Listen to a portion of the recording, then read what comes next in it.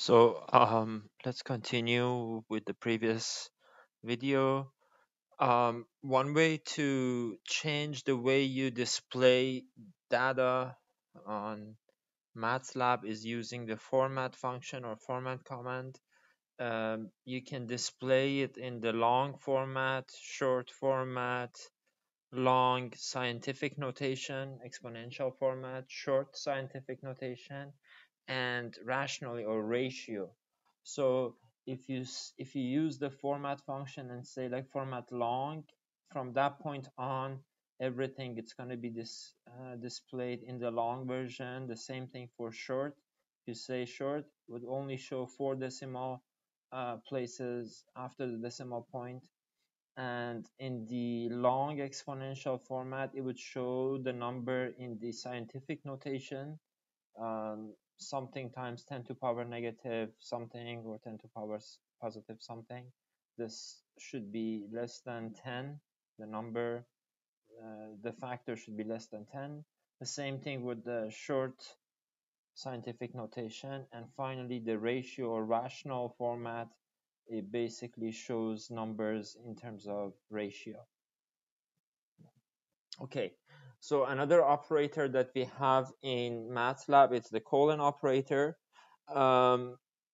So basically this way you can you can create a range of numbers using the colon operator. So if I, for example, let's say I want to have a vector of numbers 1 to 100. Let me just clear this in CLC. I want to have a numbers ranging from 1 to 100. Okay, one way of doing is 1, 2, 3, and then I have to type the whole thing, right? But another way of doing it with the square brackets or without the square bracket is just like saying 1 colon 100. So if I do that, it would create a vector of 100 numbers, a row vector of 100 numbers that basically starts from 1 and it goes all the way to 100. Or you can do it this way: a equal to 1 with the steps of 10 go all the way to 100. If I do it this way, you can see that it starts from 1 and it goes to a number less than 100 or less than or equal 100 with the steps of 10. Okay, so it goes 1, 11, 21, 31, so on. Okay, I can have, for example, something like this: a is equal to 1 to 5 semicolon 2 with the steps of 2 to 10. Would that work? Or maybe 2, 4, 6, 8, 10. Yes. Okay, what matrix am I making here? Okay, so I'm making a matrix that the first row is a range of numbers from 1 to 5 with the steps of 1. When we don't specify the step, the default step is 1. And the second row, the start element is 2. And then from that point on, it would increase with the step of 2 all the way to 10. Okay, the step can also be negative. So for example, if I say 10 with the steps of -2 all the way to -10, it would go from 10 to -10 with the steps of -2. It can also be a float or double number. Okay, so all of it is possible. You can also have something like this. What does this do? Okay, here these are characters. Okay, so you specify character with single quotation. So if I do this, it would create a string. It would go from A all the way to Z. I can also do this with the step of 3. So it would basically jumps 2 numbers and it goes to the third one. A, B, and C are jumped D, E and F are jumped G, and so on. Okay, so this is the application of colon operator. It will basically create a range for us. There are some basic built-in functions or commands in MATLAB that we're gonna use them very frequently throughout this course. One of them is creating unity matrix or zero matrix or all ones matrix, identity matrix, a random matrix, and so on. So let's actually do that. So for example, if I go here and I say Z is equal to zeros of 1 and 3.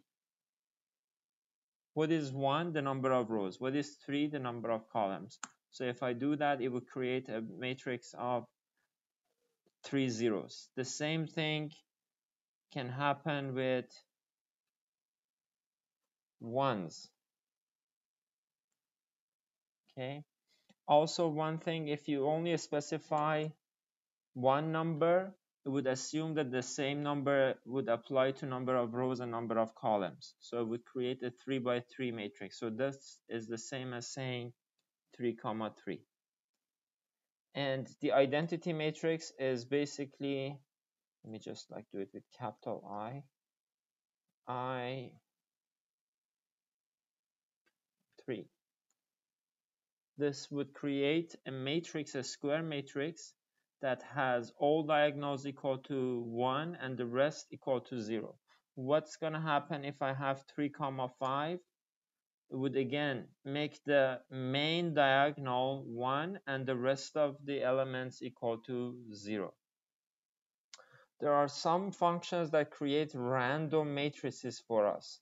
So I'm just going to write help rand to see, for example, how I can use it. For example, if I say u is equal to rand 1 to 5.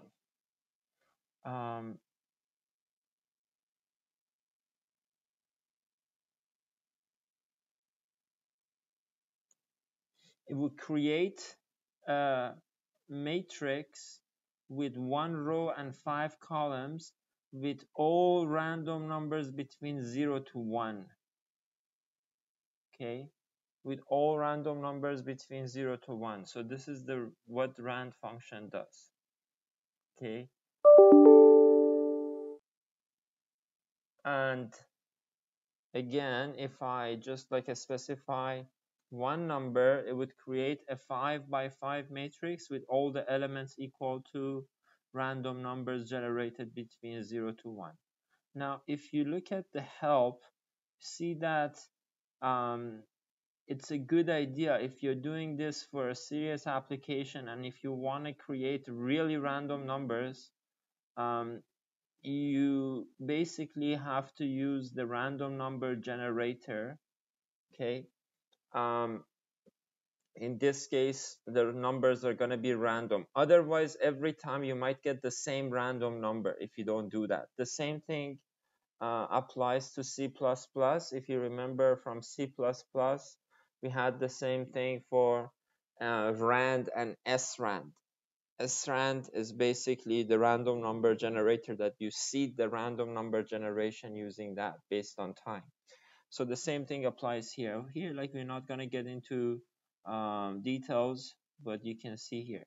Okay, what can I do to create a matrix of 2 rows and 3 columns with all random numbers between 10 and 15?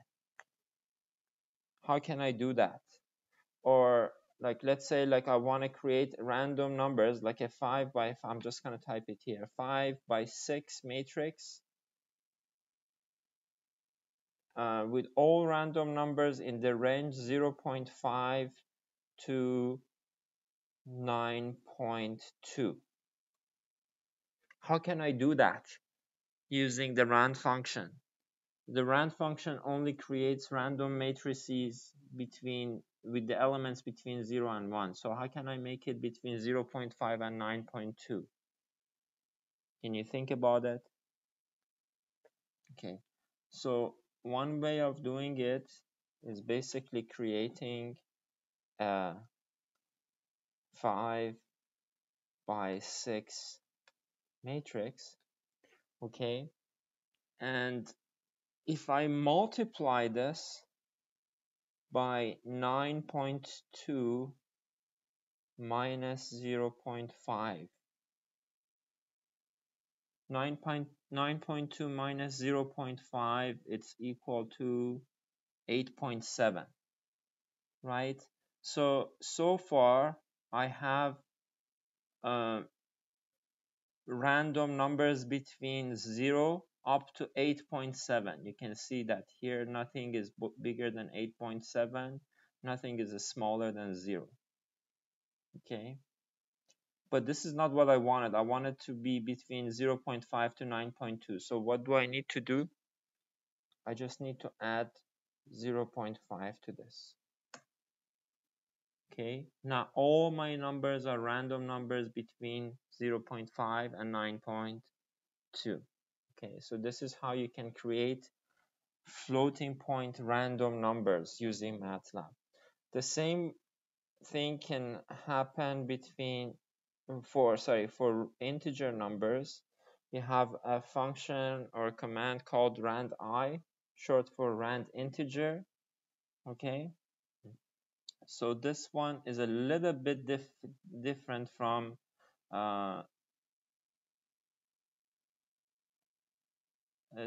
little bit different from the rand. So if you look at here, basically you specify the maximum and the number of rows or number of columns. If you only specify one thing, it would be creating an n by n matrix. Okay, you can also specify the minimum. So basically if I just say rand I, okay, so 10 comma 2, this would create a 2 by 2 matrix with all the numbers between 0 and 10. That's the maximum. What if I do 2 comma 3? The matrix becomes 2 rows and 3 columns. What if I do minus 10 and 10, 2 and 3? In this case, the range becomes between minus 10 and 10. So you see, this is a little bit different from rand, right? How can we figure out what a function does? Basically, we don't have any choice but read the help or document. So usually document provides more examples, and you can see different cases here. So like you can go through this. Okay. There is another function called rand_n, which basically, let me just like do document rand_n, basically creates the random numbers with the natural distribution. Okay, bell curve basically. What else do we have here?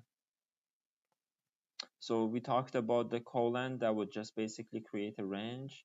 And we have another function called repmat, or repeat matrix. We basically repeat a matrix like tiles, put them together like tiles. So for example, okay, so this is ans. Let me just like say m is equal to ans and CLC. So this is m. What if I say rep m is equal to rep mat m comma 2 comma 3? So what is this gonna do? Like make it like 2 and 4. So that's different from the original size.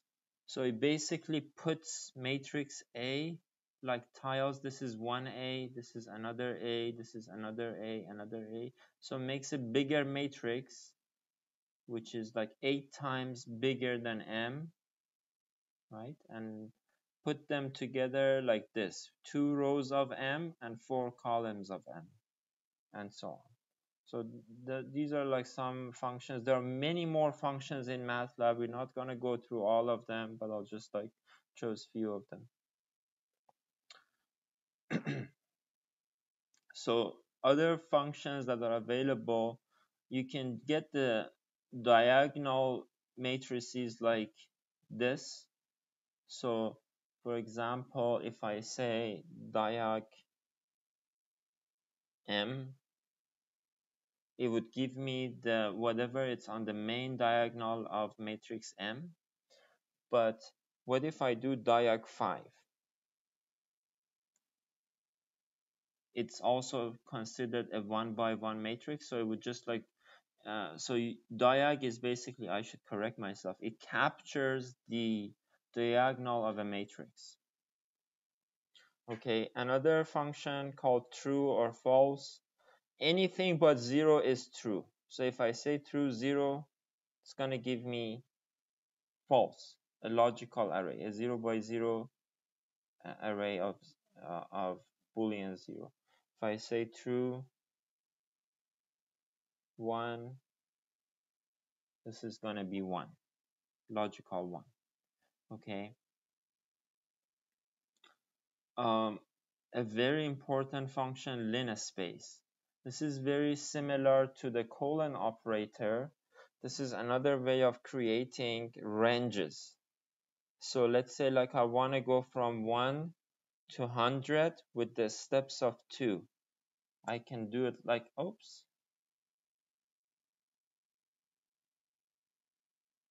Help linspace. Oops. I think I'm messing up. Sorry, my memory is a little bit rusty. X1. Oh, sorry. This is the number of points, not the range. This is not the step. Okay, that's the difference between colon. So in the colon, you provide the step, and this is going to create numbers from 1 to 100 with the step. In the linspace, you say, okay, I want to have 40 numbers that are linearly spaced and equally distributed between 1 to 100. I don't know what the step it's going to be. Just give me those 40 numbers. Okay, if I do that, it would basically do the division for us, and it just, you can see that the difference between each two neighboring elements is 2.5385. Okay, or if I make it like a little bit more,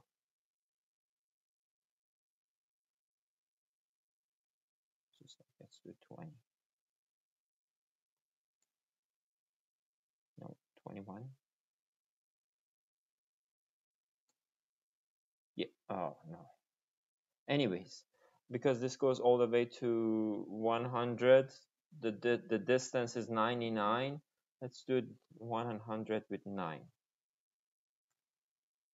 Okay, again, that I wanted to get like a round number, but anyways, it would basically give us 9 numbers that are evenly distributed between 1 to 100. Okay, so this is the linspace. So for example, I want to say like I want to have a vector of time. This time I'm just going to use a square bracket so that you see that it's possible to do it. So, or actually I wanted to use linspace. So I'm going to say my time is going to change between 0 and 100. Okay. And I want my resolution, I want to have 10 to power 6 points between them. Figure out the step yourself. Okay. So if I do t, you see like there are going to be a huge number of numbers. 1 million numbers. Okay. Okay, that's what happens if you don't put semicolons when you're supposed to. Okay. So that's what linspace does. And I'm just gonna pause this.